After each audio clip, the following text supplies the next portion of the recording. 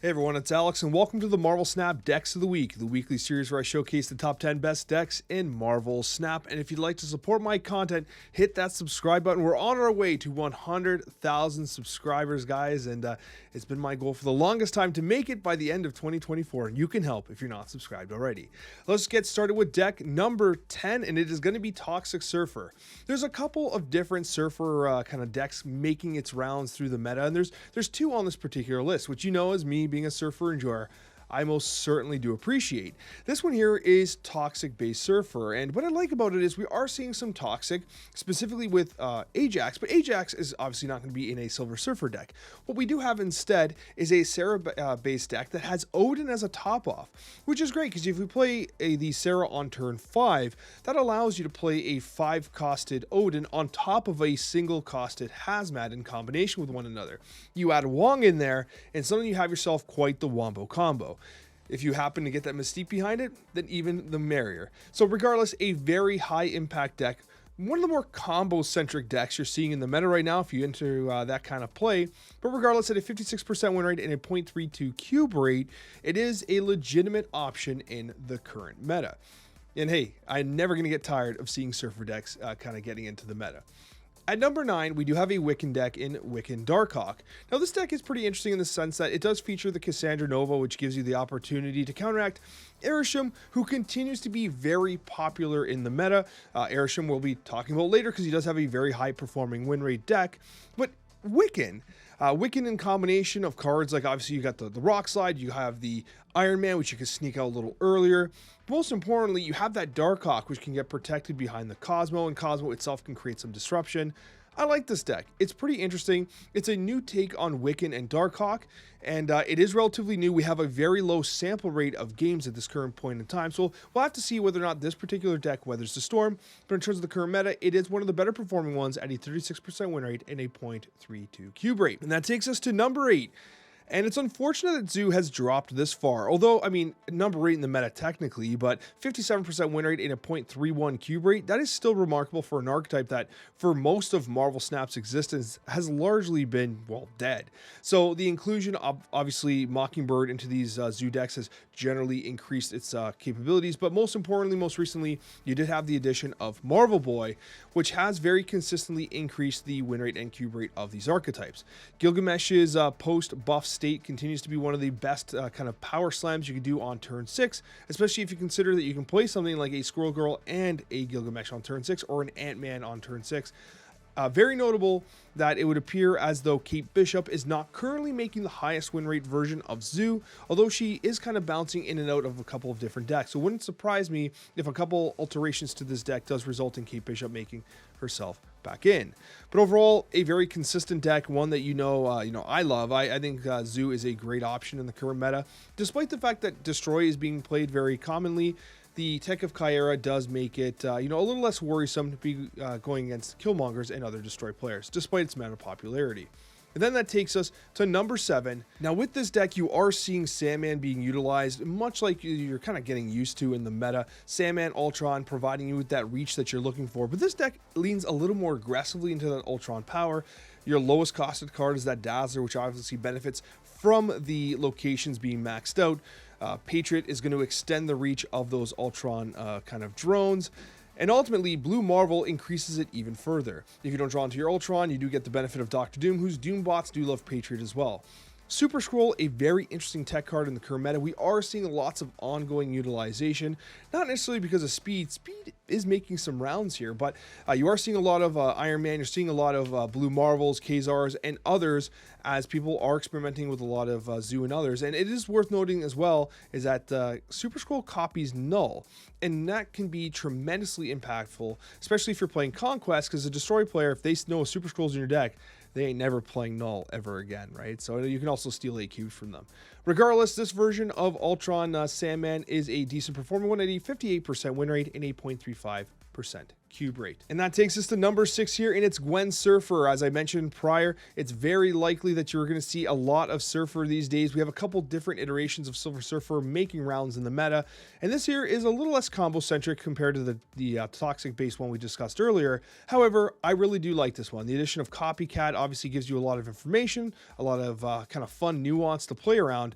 Then you just got big stat sticks like the Gladiator, of course, and Gwenpool can extend the reach of those cards. What's notable is you are including Rogue in this particular version. We are seeing a resurgence of ongoing base cards, seeing a lot of use, whether it just be Blue Marvel, Patriot, and others. If we're seeing kind of make a resurgence in the meta, so it provides you with a good option. If you don't want to play Rogue, you have like a Red Guardian. Red Guardian tends to be pretty good as well, but I mean, Rogue's game-winning snap potential is pretty insane, considering its ability to steal Iron Man and flip it over to your side, right? Always catching the opponent by surprise. So honestly, Gwen Surfer's in a great spot right now. Silver Surfer seems to be at a great spot in total, and at a 58% win rate and a 0.57 cube rate as of recording on Untapped. This is a deck that's one of the absolute highest performing in the current game. It still has some challenges to overcome, but overall, I do like this deck a lot, and I'm glad Surfer is as prevalent as it is. That takes us to number 5, and it is Darkhawk. Now, what I really like about this Darkhawk deck is obviously its win rate at 59%.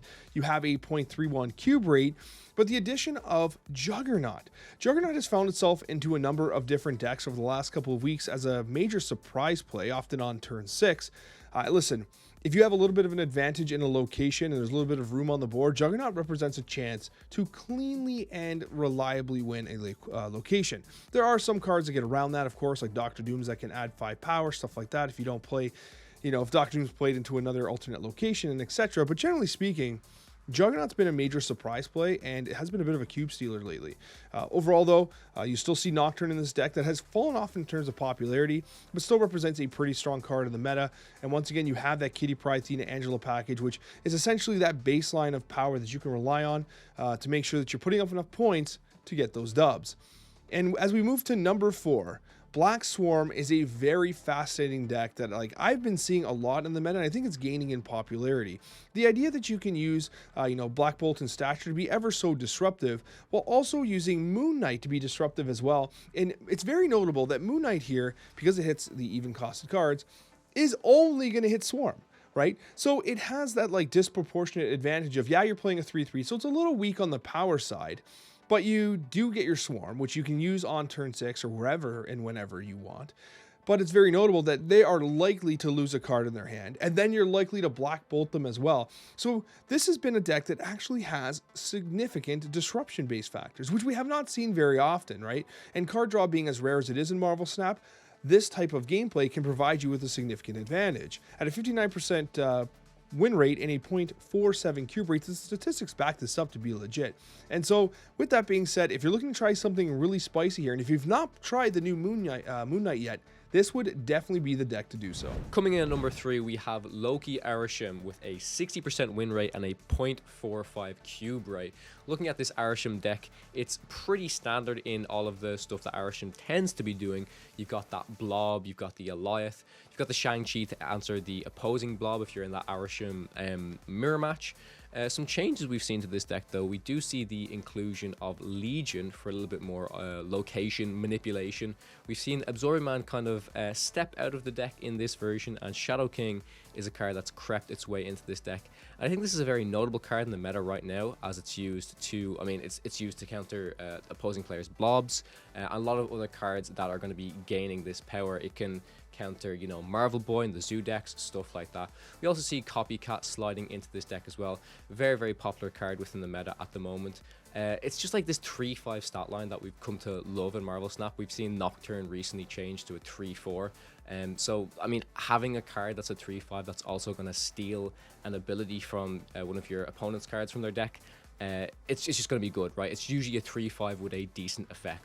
And of course, you have everything else in there. Quinjet going back into the Arishem deck because you're just going to be generating so many cards through Agent Coulson, through Cable, stuff like that. So overall, yeah, this is the standard Arishem stuff. Still has the Loki in there to copy all of your opponent's stuff. Yeah, Arishem's here to stay. I don't think he's going anywhere anytime soon. And at number 2, we do have the aforementioned Sandman deck. Listen, Sandman seems like it's here to stay, especially with that power buff to Ultron. It makes me a little nervous, in fact, that Ultron might take a residual kind of stray bullet for this Sandman, because you already nerfed Sandman once. He's still consistent in the meta. This particular version also includes Red Hulk, so you do have a lot of like high value cards that makes it very difficult for your opponent to kind of contest with. You got a little bit of mobility with Jeff and Nocturne and Copycat for that scouting, and the inclusion of Speed here is pretty interesting. I did verify that Speed is currently making the highest statistical kind of win rate version of this deck, which honestly surprised me. But if you look at the curve, it's pretty consistent, considering you do have Spider-Ham, you got the Nebula, a very clean curve that is obviously generated by Kate Bishop as well to kind of clean up any of the spots with her arrows. So generally speaking, Speed is legitimately a pretty decent statted body under most circumstances here. So it wouldn't surprise me if Speed ultimately got cut. But then again, hey, we've been surprised by other cards in the past as well. And the stats are insane. 61% win rate and a 0.32 cube rate. And that takes us to our number 1 deck of the week. Junk on Curve is 61% deck with a 0.65 cube rate. Now, this deck is bursting onto the meta as we are recording here. A relatively low sample size, so the statistics can kind of wobble around a little bit here, especially as I release a video like this, and I'm sure other people will cover the deck as well. But the deck is pretty cool. You do have the Kitty Pryde Tina package, notably no Angela here, but instead you have Speed and Wiccan. This is interesting because we kind of felt that Speed and Wiccan were going to be counterintuitive to one another. They were unlikely to be paired together, and here we are, you know, the week that, you know, Speed comes out and a week after Wiccan comes out, and they're together in a very high performing deck. Now, whether or not this deck kind of, you know, keeps its performance over time is something that remains to be seen, but you're also including the recently buffed Lady Deathstrike, which is cool, right? Like, there's some really cool tech in this deck, and I like that. I like that a lot, because I think that we're in a meta right now where you're seeing lots of Zoo, you're seeing lots of even discard, right? And Lady Deathstrike does a great job of dealing with something like a Dracula. So I do think that this deck right now is performing exceptionally well, and whether or not it kind of withstands the test of time will be seen in the weeks to come. Thank you so much for watching, guys. I genuinely appreciate it, and we'll see you on that next Marvel Snap video.